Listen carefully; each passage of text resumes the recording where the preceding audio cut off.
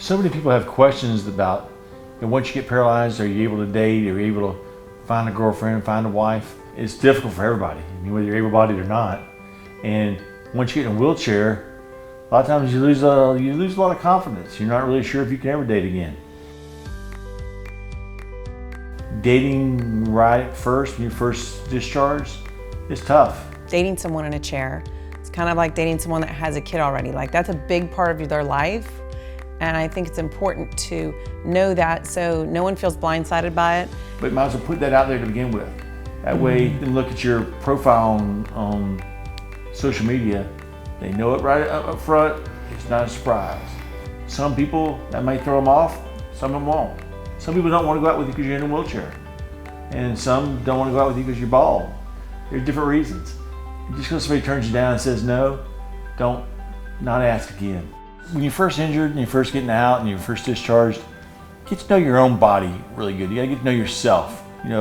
Shower, be clean, wear good clothes. You gotta get on a good routine. The same stuff you do normally if you were able-bodied, but now you gotta put a little more effort into it because you're in a chair. Get your body used to it, to where you don't go out on your first date and have a bowel accident. I remember one of the first times I went out, I wasn't independent yet. I wasn't able to drive myself yet. I remember I went out with this girl named Cheryl, who was a good friend from college, and Cheryl had to come pick me up in her car. We were able to go out, and she would hold my chair while I used the sliding board to get back to my chair. We go in and have dinner, and go in and see a movie. And she made it very easy for me. And so dating people you know already, that know your injury and know you real well, makes it easier to get back involved. When you're first going out, if you're just going out with random people, you gotta explain spinal cord injury. You gotta explain how things work now, how things don't work now. So with most people, they have to get past that. And then I kind of ventured out and started dating people in the healthcare profession. PTs, OTs, nursing, people that already knew, they understood spinal cord injury. That's kind of made it a little easier. And then once those two phases went through, it kind of gave me the confidence to ask people out. With Joy, I didn't have to get past that hump. She already knew that. He knew what he wanted and was not ashamed or not afraid to just put it out there and say how he felt and show how he felt. So that was a big deal for me. Joy and I became close pretty quickly.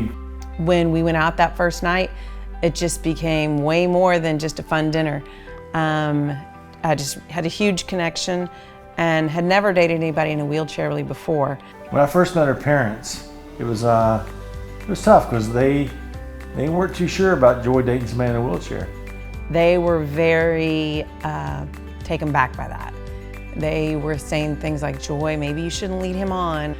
And didn't understand that he was a man that had a great job, was independent, but they really did feel like I was gonna hurt him. Once they met him and saw his personality, they said, okay, now we get it. So for my first 10 years of being paralyzed, I was just kind of winging it and learning different ways to please people I went out with, or eventually please Joy once we met and got engaged, got married. And then along came Viagra and Cialis, Levitra, and you gotta learn your body and learn how you can be a participant in the sexual activity. Sex is a part of a relationship, but there is so much more to a relationship.